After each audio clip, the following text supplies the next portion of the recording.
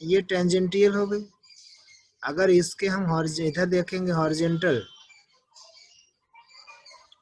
ठीक, यहां से लेंगे, सॉरी,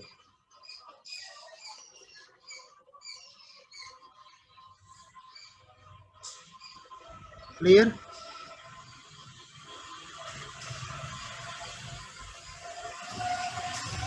चलिए, ये क्या है, ये है एक्सेलरेशन आपका टेंजेंटियल, ठीक, ये आपका टेंजेंटियल हो गया, इसको हम एक्सेलरेशन इंडिकेट करते हैं, ठीक है। और ये क्या बनेगा, रेडिकल बनेगा जो रेडियस की तरफ है। किस साइड में है ये, रेडियस के साइड में है, तो इसको क्या बनाएंगे, ए आर लिखेंगे, ठीक है। फिगर ड्रॉ कर लीजिए, इन दोनों के बीच का एंगल आपका ये थीटा है, ठीक। अब थोड़ा सा ध्यान दीजिए, अगर इससे हम इससे एक डॉटेड लाइन ले आए, थोड़ा सा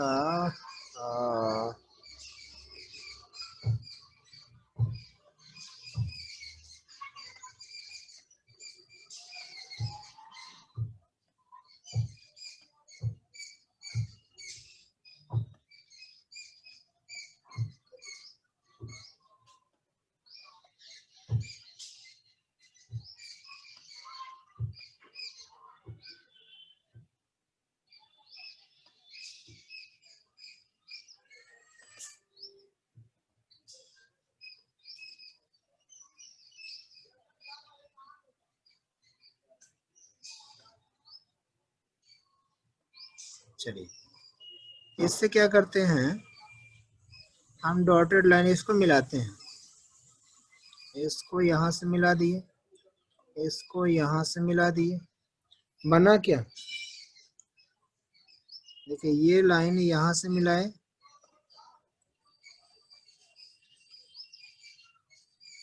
चलिए हम डायरेक्ट मिलाते हैं लेकिन आप डॉटेड मिलाएंगे, ठीक है। इसको यहाँ से मिलाए, ठीक है। और क्या किए, इसको हमने यहाँ से मिलाया,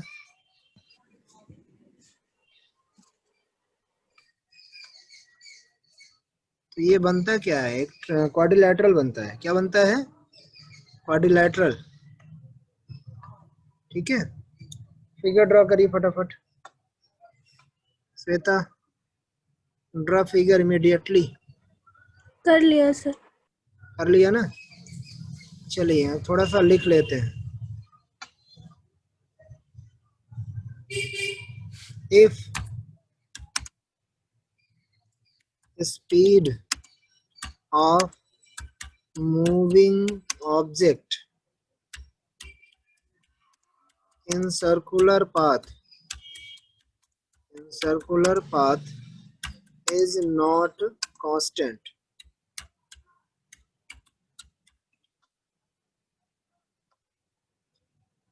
कांस्टेंट ना हो, ठीक है।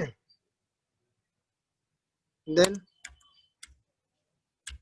जब कांस्टेंट नहीं होगा तो क्या होगा, इसका मतलब स्पीड चेंज हो रही है, ठीक है। It means it is changing, it is changing, okay. Then तो क्या हो जाएगा, then tangential acceleration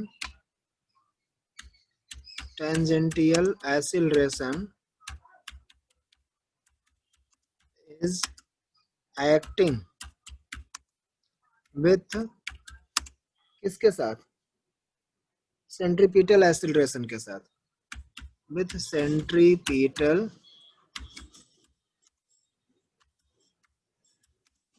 एक्सीलरेशन। यदि स्पीड क्या होती है, सर्कुलर पाथ में चेंज हो रही है, लगातार चेंज हो रही है, तो इसका मतलब क्या है, उसमें टेंजेंटियल एक्सीलरेशन वर्क करता है, किसके साथ, सेंट्रीपिटल एक्सीलरेशन के साथ। इट मीन्स इसका मतलब ये हो जाएगा कि अगर हम टेंजेंटियल एक्सीलरेशन के कंपोनेंट की बात करें, अगर हम AT की बात करें, AT मीन्स टेंजेंटियल एक्सीलरेशन, ठीक है। AT इज इक्वल टू क्या हो जाएगा भाई, एक्सीलरेशन इज इक्वल टू क्या होता है, वेलोसिटी अपॉन dv अपॉन क्या हो जाएगा, dt होता है, वेलोसिटी अपॉन टाइम। बोलिए। Yes sir. हाँ, अब टेंजेंटियल एक्सीलरेशन है तो dv अपॉन dt इसका मिस, और टेंजेंटियल एक्सीलरेशन है तो क्या होता है, r इंटू अल्फा होता है। ये क्या हो जाएगा, r इंटू अल्फा, क्या हो जाएगा, r इंटू अल्फा। अल्फा। यहाँ यहाँ लिखेंगे वेयर वेयर r क्या है, r is equal to radius of circle, radius of circle, circle. And alpha is equal to angular acceleration, angular acceleration. Acceleration.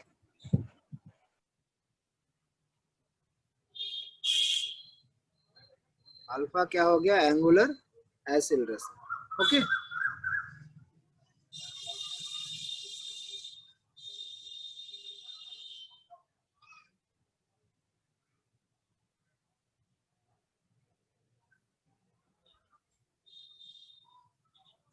चलिए यहाँ लिखेंगे कि चूंकि ये क्या हो रहा है कि कंटिन्यूसली चेंज हो रहा है ना, ठीक है। लिखेंगे due to continuously changed, continuously changing, due to continuous changing या कंटिन्यूसली चेंजिंग, क्या हो जाएगा कि जो रेडिकल एक्सीलरेशन है, radical acceleration is equal to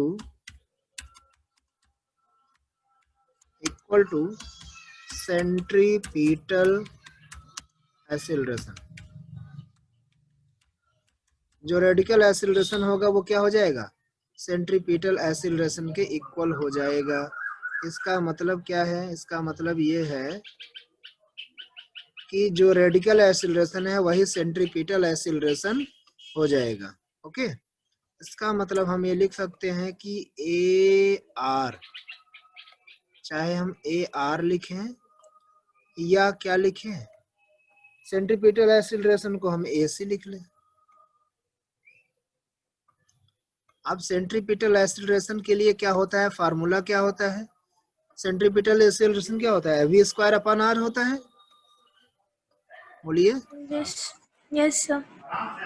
we square upon R होता है, ठीक है। अब यहाँ लिखेंगे, अब देखिए ए आर और ए टी क्या है, परपेंडिकुलर है ना। यहाँ लिखेंगे here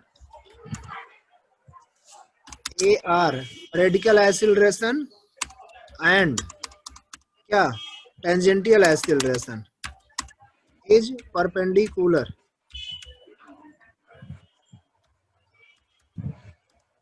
perpendicular to each other। So अब रिजल्टेंट क्या हो जाएगा,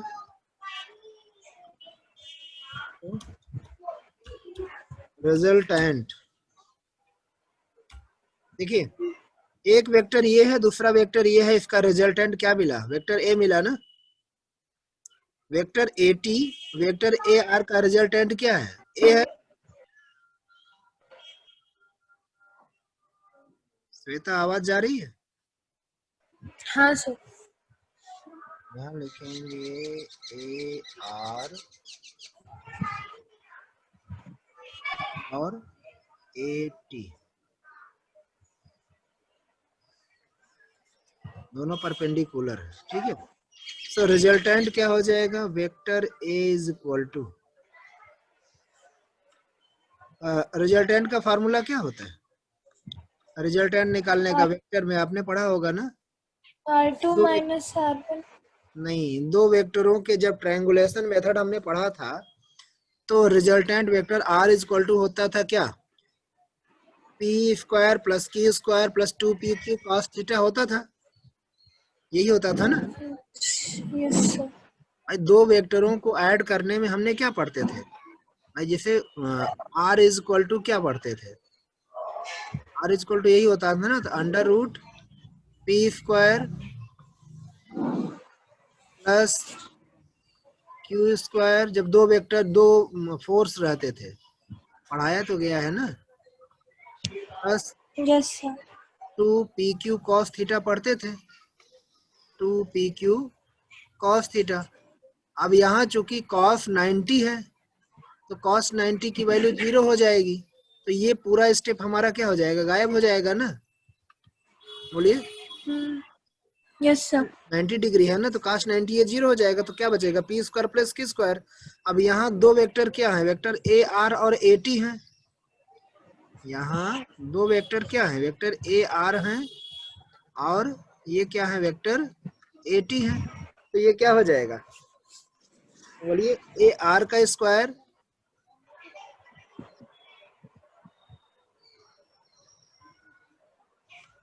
प्लस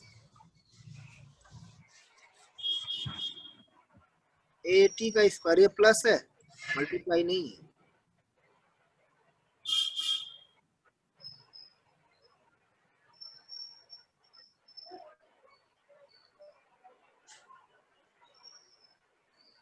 ए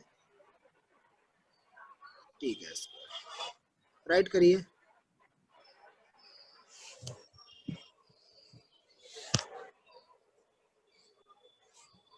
ये तो रिजल्टेंट हो गया। अब अगर थीटा की वैल्यू यानी एंगल की बात करें कि किस डायरेक्शन में रिजल्टेंट वेक्टर लग रहा है, ठीक है, Yes, sir. यहाँ अगर लिखे इफ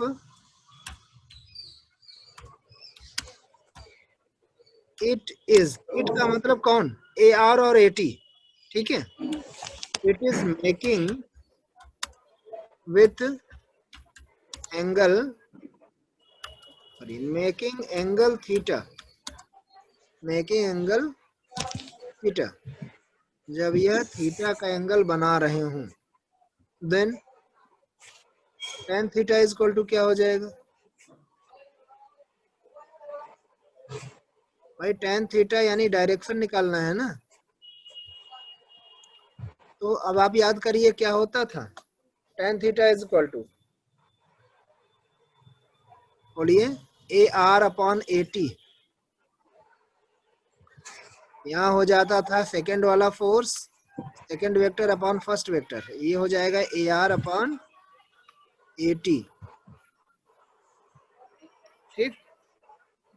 अब Yes, इससे sir. अगर आप, इससे आप अगर थीटा निकालना चाहें तो क्या हो जाएगा, इससे थीटा इज इक्वल टू आपका हो जाएगा, tan इधर आ जाएगा तो ये हो जाएगा tan inverse,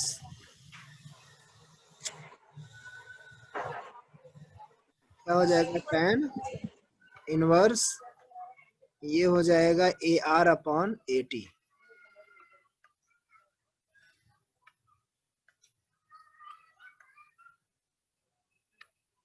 A r upon a T,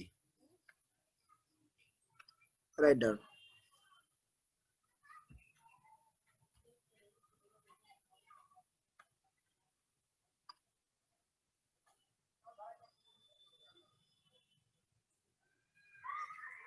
okay,